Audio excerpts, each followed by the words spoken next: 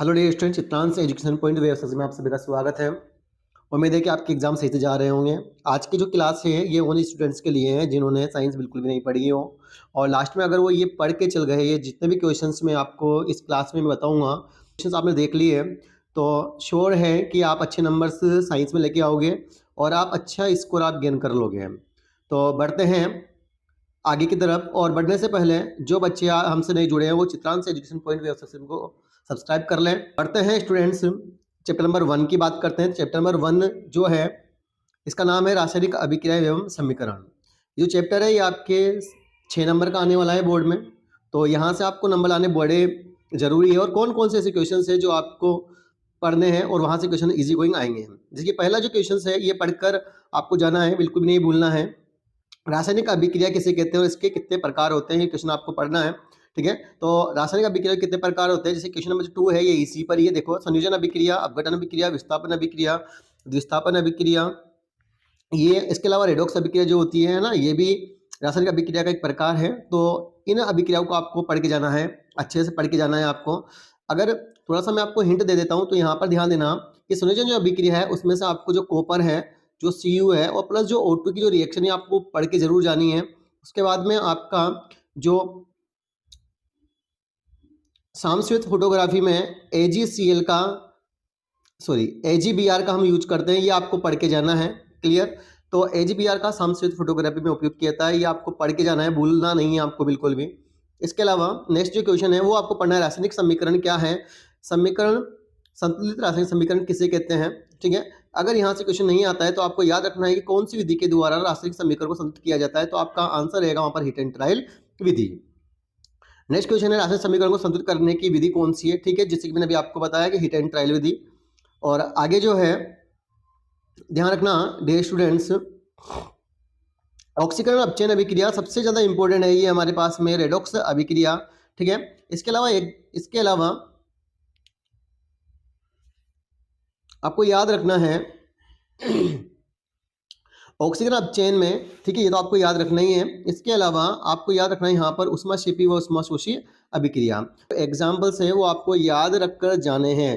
ठीक है, नेक्स्ट है कि संक्षारण किसे कहते हैं और इसकी हानियां, ये इतना इंपॉर्टेंट नहीं है, लेकिन आपको ये याद रखना है कि कौन सी धातु पर किस प्रकार की परत जमती है। ठीक है, अगर आपको ये जानना है तो हमने वीडियो डाल दी हुई है चैप्टर वाइज, तो आप वहां से आसानी से पढ़ सकते हैं। ठीक है, चलो नेक्स्ट मंथ कहता है, ये आपको पढ़ के जाना है। ठीक है, उसके अलावा ध्यान रखना कि जो मैग्नीशियम ऑक्साइड जो होता है वो कौन से कलर का होता है, तो ध्यान रखना ये श्वेत कलर का होता है, ये भी आपको याद रखना है।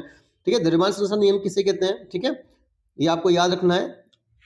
और अवक्षेपण अभिक्रिया किसे कहते हैं। ठीक है, ठीक है, तो ध्यान देना, अम्ल क्षारक लवण की परिभाषाएं आपको उदाहरण से याद रखनी है। ठीक है, उसके अलावा आपको इसके भौतिक गुण ध्यान रखने हैं। ठीक है, अम्ल और क्षारक में अंतर, ठीक है ना, आपको ध्यान रखने हैं, ये भौतिक गुणों के आधार पर याद रखने हैं। क्वेश्चन आपका जो अंतर का होगा वो भौतिक व रासायनिक दोनों गुणों के आधार पर आ सकता है। क्लियर? उसके बाद में दुर्बल अम्ल और दुर्बल क्षारक में या अम्ल में ये अंतर, ठीक है, आपको अंतर केवल और केवल परिभाषाओं पर नहीं, केवल आपको उसके एग्जाम्पल्स आपको याद रखने हैं, बस ज्यादा याद नहीं रखना है आपको। किस पे ध्यान रखना है, केवल एग्जाम्पल्स में। इसके उसके एग्जाम्पल्स, प्रबल अम्ल के एग्जाम्पल्स कौन कौन से होते हैं, प्रबल क्षारक के एग्जाम्पल्स कौन कौन से होते हैं, या दुर्बल अम्ल के एग्जाम्पल्स कौन कौन से होते हैं। पीएच स्केल क्या होता है, इसके महत्व लिखिए। ठीक है, महत्व आपको आना चाहिए। पीएच स्केल हो सकता है कि यहाँ पर आप कंफ्यूज मत होना, पीएच स्केल की जगह हो सकता है कि पीएच की परिभाषा पूछ ले, तो दोनों में बहुत अंतर है। ठीक है, यहाँ पर आप गलती मत करना। उसके बाद में उदासीनीकरण अभिक्रिया किसे कहते हैं, उदासीनीकरण अभिक्रिया का आपको एग्जाम्पल ध्यान रखना है। ठीक है, अम्ल धातु से अभिक्रिया कैसे करते हैं, है ना, तो यहाँ पर आपको ध्यान रखना है अम्ल धातु से अभिक्रिया करके। ठीक है, आपको पता होगा कि सिंपल सा कि H2A उत्पन्न करते हैं। नेक्स्ट क्वेश्चन है, अम्ल की धातु कार्बोनेट व हाइड्रोजन कार्बोनेट के साथ अभिक्रिया लिखिए। बहुत ज्यादा इंपॉर्टेंट है ये, मैं आपको बता रहा हूँ कि बहुत ज्यादा इंपॉर्टेंट है ये, अम्ल की धातु कार्बोनेट व धातु हाइड्रोजन कार्बोनेट के साथ में अभिक्रिया, क्योंकि यहाँ पर जो अम्ल होते हैं इनसे अभिक्रिया करके डियर स्टूडेंट CO2 गैस देते हैं, है ना। तो ये क्वेश्चन आपका X जो और जो Y होता है उस फॉर्म पर बन सकता है, तो आप इसको ध्यान रखें।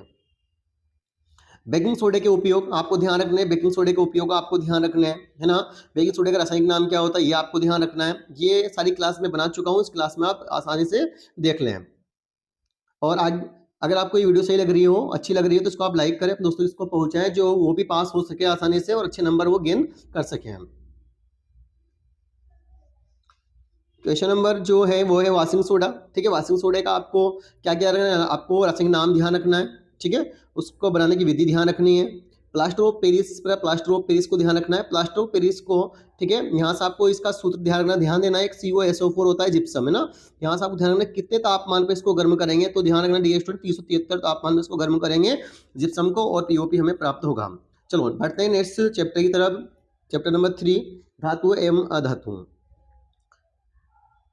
तो यहाँ से कौन कौन से ऐसे क्वेश्चन जो बोर्ड में आने वाले हैं, तो पहला है हमारे पास धातु या धातु क्या है। ठीक है, आपको केवल परिभाषा ध्यान रखनी है। परिभाषाओं के अलावा यहाँ पर इनकी जो विशेषताएं होती है वो आपको ध्यान रखनी है। ठीक है, इसमें भौतिक गुणों के आधार पर अंतर, रासायनिक गुणों के आधार पर अंतर।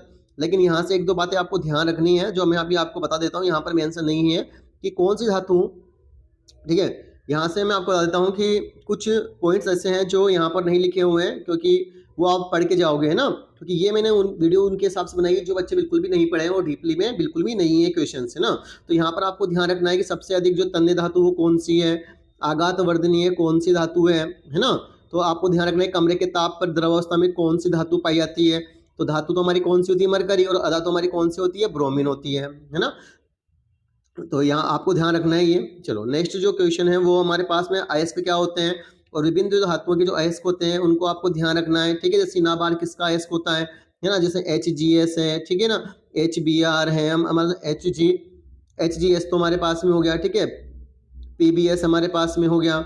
उसके बाद में Fe2O3 हो गया, किसका अयस्क ये है ना। आपको ध्यान रखना है, सारे के सारे अयस्क आपको ध्यान रखकर जाने हैं। थर्मिट अभिक्रिया, क्लियर, ये थर्मिट है, ये तो एक थर्मिट अभिक्रिया, ध्यान रखना आपको। यहाँ से क्वेश्चन आया हुआ है थर्मिट अभिक्रिया से, बहुत ज़्यादा इंपॉर्टेंट क्वेश्चन है ये। हो सकता है कि इसकी रिएक्शन ही पूछ लें, है ना। उसके बाद में आपको अगर थोड़ा डीपली और जाऊँ, अगर आप पढ़ सकते हो तो आपको उभयधर्मी ऑक्साइड पढ़ के जाने हैं, है ना। आपको क्या पढ़ के जाना है, उभयधर्मी ऑक्साइड आपको पढ़ के जाना है, क्लियर ना। चलो, तांबे के परिष्करण की जो विधि, अपघटनीय विधि है वो कौन सी है ना। इसको डायग्राम पूछ सकता है, हो सकता है कि यहाँ से आपको एनोड पंख आपसे पूछ लिया जाए, है ना। तो आपको प्रिपेयर रहना है। मिश्र धातु पूछ सकते हैं आपसे, है ना। आपको मिश्र धातु में भी आपको परिभाषाओं के अलावा हो सकता है कि आपको, जैसे कि पीतल है ना, तो पीतल किस किस से मिलकर बनी हुई रहती है, आपको पीतल तो याद करके ही जाना है आपको। उसके अलावा आपको मैं बोल देता हूँ यहाँ पर आपको सोल्डर याद रख के जाना है। ठीक है, ये आपको याद रखना है, दो तो आपको ध्यान रखना है। उसके अलावा एक और मिश्र धातु क्या आपको ध्यान रखना है, अमलगम। तो अमलगम किसे कहते हैं, तो ध्यान रखना, पारे से मिलकर बनी मिश्र धातु को हम अमलगम कहते हैं। हो सकता है वीडियो थोड़ी बड़ी हो, है ना। तो इसमें क्योंकि पूरे चैप्टर हम कंप्लीट करवाएंगे, इसलिए वीडियो थोड़ी बड़ी हो सकती है, तो आप पेशेंस बना के रखें, स्किप ना करें, है ना। क्योंकि कुछ जो क्वेश्चन उनके आंसर में आपको साथ में बताता चला जाऊंगा। उसके बाद में क्वेश्चन चैप्टर नंबर 4 बहुत ज़्यादा इंपॉर्टेंट है हमारे पास में। कार्बन क्या है, परमाणु संख्या लिखिए। ठीक है, ऐसे क्वेश्चन से आपको याद रखने हैं। सहसंयोजन आबंध की परिभाषा आपको ध्यान रखनी है। समावेयता किसे कहते हैं, बहुत ज़्यादा इंपॉर्टेंट है ये, है ना। ये समावेयता बहुत ज़्यादा इंपॉर्टेंट, आपको पढ़ के जाना है समावेयता को, ये आपको पढ़ के जाना है। उसके बाद में आपको संतृप्त व असंतृप्त हाइड्रोकार्बन में अंतर लिखने हैं। तो संतृप्त व असंतृप्त हाइड्रोकार्बन, सिंपल सा आपको बता देता हूँ कि क्वेश्चन आपके समझ में नहीं आ रहा होगा, तो यहाँ पर आपको एल्केन एल्कीन के बारे में आपको लिखना है ना। एल्केन एल्कीन और एल्काइन के बारे में आपको लिखना है। तो यहाँ पर आपको जो देखो, कार्बन कार्बन के बीच सिंगल बॉन्ड होंगे तो वो एल्केन होंगे, डबल बॉन्ड होंगे तो वो एल्कीन होंगे, ट्रिपल बॉन्ड होंगे तो वो एल्काइन होंगे, आपको ध्यान रखना है ये। नेक्स्ट क्वेश्चन है IUPAC नामकरण क्या है, ये आपको देना ध्यान रखना है कि IUPAC नामकरण आपके आ सकते हैं। ठीक है, IUPAC नाम आपको बताने होंगे। एथेनॉल के गुण व उपयोग, उसके बाद में एथेनॉलिक अम्ल के गुण व उपयोग आपको याद रखना है, भूलना नहीं है आपको, बिल्कुल भी यहाँ से नहीं भूलना है। अगर आपने याद कर लिया तो आपके 100% नंबर आप पास हो जाओगे, आपसे वादा है मेरा। नेक्स्ट क्वेश्चन है साबुन एवं डिटर्जेंट में अंतर। अगर आपने इतना सा पढ़ लिया तो आप पास हो जाएंगे, मैं कह रहा हूँ आपसे, आप पास हो जाएंगे, है ना। आसानी से आप पास हो जाएंगे, अच्छे स्कोर आप कर लेंगे। वीडियो को हम लाइक करें, आप शेयर करें, चैनल को सब्सक्राइब कर लें आप। चैप्टर नंबर 5 हमारा जैव प्रक्रम। तो जैव प्रक्रम से कौन कौन से क्वेश्चंस आपको याद रखने हैं, तो जहां से देखिए जैव प्रक्रम की आपको परिभाषा ध्यान रखनी है, 1 नंबर में आ सकती है। क्वेश्चन के प्रकार आपको पढ़ने हैं, है ना। उसके बाद में आपको मानव, यहाँ से एक बात और ध्यान रखना आप कि जो जाइलम और जो फ्लोएम है उनको आप पढ़ के जाए। देखो जाइलम जाइलम क्या करता है, जल का परिवहन करता है, और फ्लोएम क्या करता है, फ्लोएम जो होगा, फ्लोएम क्या करता है, भोजन का परिवहन करता है, ये आपको ध्यान रखना है। इसकी चैप्टर की मैंने एमसीक्यूज क्लास पूरी की पूरी यूट्यूब पर डाल रखी है, तो आप हमारे प्ले स्टोर पर जाए और वहां से ये क्लास आप देख लें, पूरे एमसीक्यूज चैप्टर नंबर 5 के। फिर पोषण के प्रकार हो गया, मानव पाचन तंत्र को पढ़ के जाना है। मानव पाचन तंत्र के जितने भी जो एंजाइम्स वगैरह है वो मैंने उसकी वीडियो डाल रखी है यूट्यूब पर, प्लीज आप उसको पढ़ के जाएं। एंजाइम वहां से क्वेश्चन बाहर नहीं जाएगा। श्वसन क्या है, ठीक है, मानव हृदय को पढ़ के जाना है आपको बढ़िया से। उसके बाद उष्ण तंत्र क्या होता है ये आपको पढ़ के जाना है। उसके बाद में आपको यहाँ पे उष्ण तंत्र पे आपको एक ध्यान रखना है कि जो उष्ण तंत्र की जो क्रियात्मक व संरचना इकाई क्या होती है ना, वो आपको पढ़ के जाना है। नेफ्रॉन आपको पढ़ के जाना है यहाँ से। किडनी, ठीक है, किडनी हो गया, किडनी के कार्य। चैप्टर नंबर 6 की बात करते हैं हम, नियंत्रण एवं समन्वय। तो नियंत्रण व समन्वय में आपको तंत्रिका कोशिका पढ़ के जानी है। यहाँ पे तंत्रिका तंत्र लिखा हुआ है, तो तंत्रिका कोशिका आपको पढ़ के जानी है। उसके बाद में प्रतिवर्ती क्रिया, तो प्रतिवर्ती क्रिया के बाद में आपको एक और चीज आप याद कर जाना, प्रतिवर्ती चाप। मानव मस्तिष्क के कार्य आपको ध्यान रखने हैं, तो मानव मस्तिष्क के कार्य है ना, तो कार्य इसके जो भाग है उसमें से आपको सबसे पहले पढ़ना है, एक तो आपको अनुमस्तिष्क पढ़ना है, ठीक है, परमस्तिष्क पढ़ना है, और आपको मेडुला भी पढ़ के जाना है। ठीक है, आपको ये मेडुला मैंने इसके भाग में भी आपको बता दिया, आपको पढ़ के क्या क्या जाना है। परमस्तिष्क को पढ़ना है आपको, अनुमस्तिष्क को पढ़ना है आपको, मेडुला को आपको पढ़ना है। हार्मोन्स क्या होते हैं, ठीक है, हार्मोन्स, इस हार्मोन्स में भी आपको जंतु हार्मोन्स तो आपको सारे पढ़ने हैं, ठीक है ना। उसके बाद में आपको यहाँ पर 3 हार्मोन्स बता देता हूँ आपको। पादप हार्मोन में आपको पढ़ना है, ऑक्सिन हार्मोन पढ़ के जाना है, ठीक है। ऑक्सिन हार्मोन के बाद में आपको पढ़ना है एक एब्सिसिक हार्मोन आपको पढ़ के जाना है, ठीक है, एब्सिसिक। उसके बाद में आपको साइटोकाइनिन हार्मोन पढ़ के जाना है। कौन सा, साइटोकाइनिन। अगर कोशिका सबसे अधिक कोशिका विभाजन कौन सा काम करता है, तो आपको साइटोकाइनिन हार्मोन याद रखना है, ठीक है। अंतःस्राव ग्रंथियां हो ही गई आपकी कि अंतःस्राव ग्रंथियों में आपको 2 अंतःस्राव ग्रंथियां ध्यान रखनी है। पहले तो आपको ध्यान रखनी है अग्नाशय, है ना, अग्नाशय आपको याद रखनी है। और दूसरी आपको एक याद, सबसे बड़ी जो अंतःस्राव ग्रंथि वो कौन सी होती है, थायराइड ग्रंथि होती है, ये आपको याद रखना है। क्लियर ना। चलो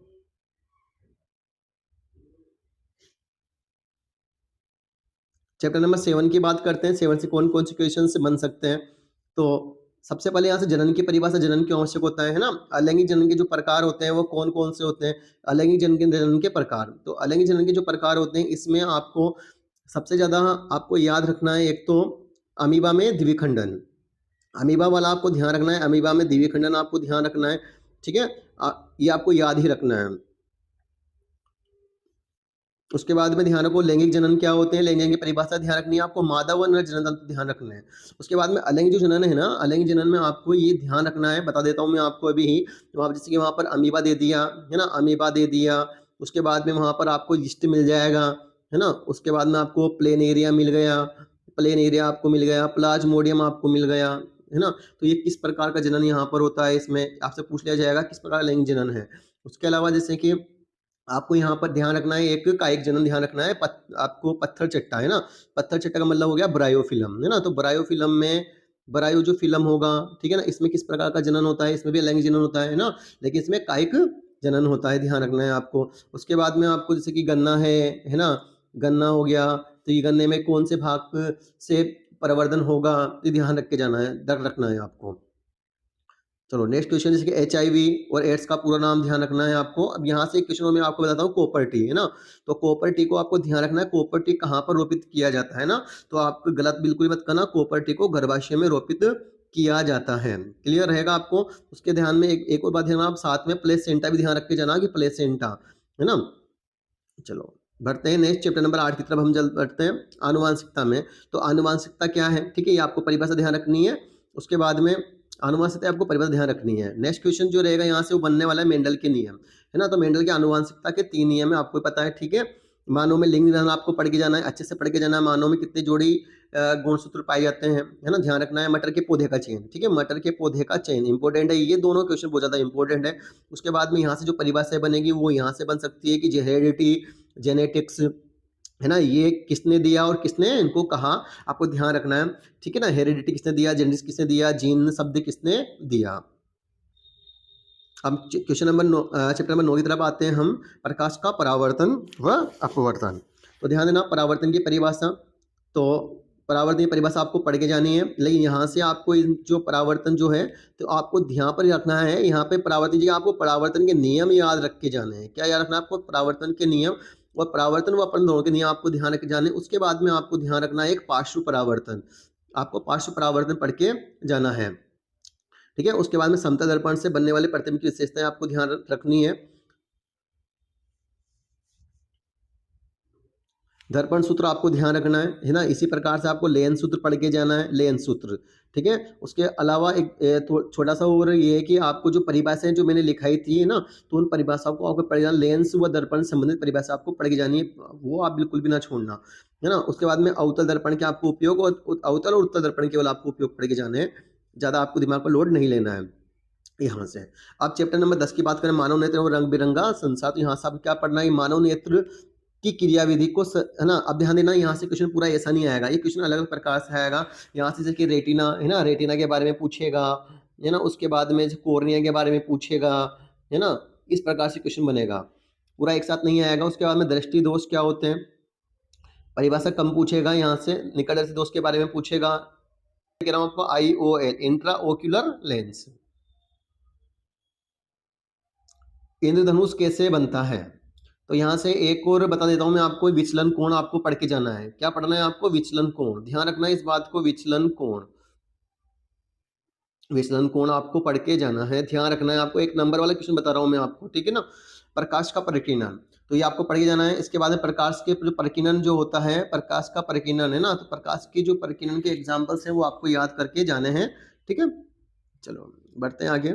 चैप्टर नंबर 11 विद्युत धारा, तो विद्युत धारा में आपको ध्यान रखना, इस वाले चैप्टर में से आपको सबसे ज़्यादा बोल रहा हूँ मैं आपको, यहाँ पर ध्यान रखने वाली बात है ना। अगर आपको अच्छे नंबर लेके आने हैं तो यहाँ से आपको सारे मात्रक ध्यान रखने हैं, मात्रक आपको याद करने हैं, ठीक है। मात्रक आपको ध्यान रख के ही जाने हैं, बिल्कुल भी गलती मत करना आप।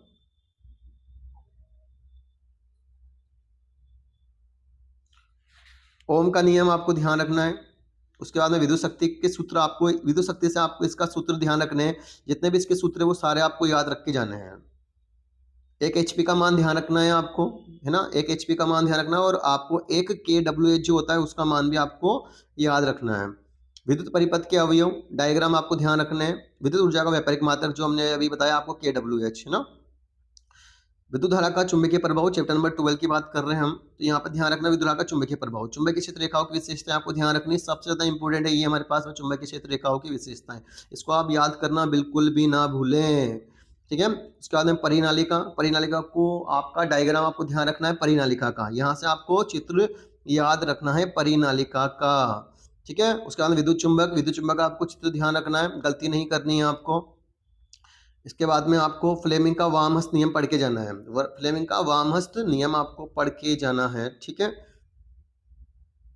ये हमारा चैप्टर नंबर 12 कंप्लीट हो चुका है। आपको इसे मैं बता देता हूँ अभी भी, MCB का पूरा नाम ध्यान रख के जाना है आपको, MCB ध्यान रखना है आपको। उसके बाद में MRI का पूरा नाम आपको ध्यान रखना है, और एक है हमारे पास में EMF, ये तीनों नाम आपको याद रखकर जाने हैं।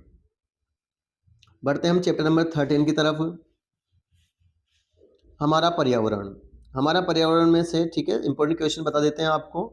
तो वीडियो अच्छी लगी हो तो प्लीज़ आप इसको लाइक करें, शेयर करें और चैनल को सब्सक्राइब कर लें। चैप्टर नंबर 13 में, ठीक है, आपके पर्यावरण क्या होता है, पारिस्थितिक तंत्र क्या होता है, खाद्य श्रृंखला, जैव अपघटनीय और अपघटनीय, ओजोन परत का महत्व आपको ध्यान रखना है। इसके अलावा मैं बता देता हूँ आपको कृत्रिम पाइतंत्र, और कृत्रिम जो पाइतंत्र है, कृत्रिम पाइतंत्र और प्राकृतिक प्राकृतिक पाइतंत्र, ये आपको याद रख के जाने हैं, ठीक है ना, भूलना नहीं है आपको। और ऑल द बेस्ट आप सभी को कल के एग्ज़ाम के लिए, आपका एग्ज़ाम अच्छा हो और आपके पूरे में से पूरे नंबर आए। और ये वीडियो आपने देखी हो और आपको अच्छी लगी, प्लीज़ आप लाइक करें। Thank you.